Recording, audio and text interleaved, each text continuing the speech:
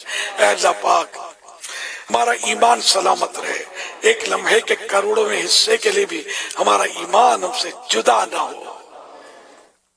ایمان پر عافیت کے ساتھ مدینے میں بس صورت شہادت محبوب کے جلووں میں کلمہ پڑھتے ہوئے دنیا سے رخصت ہوں، جنت البقیع مدفن بنے، جنت الفردوس میں تیرے حبیب صلی اللہ علیہ وسلم کا پڑوس ملے۔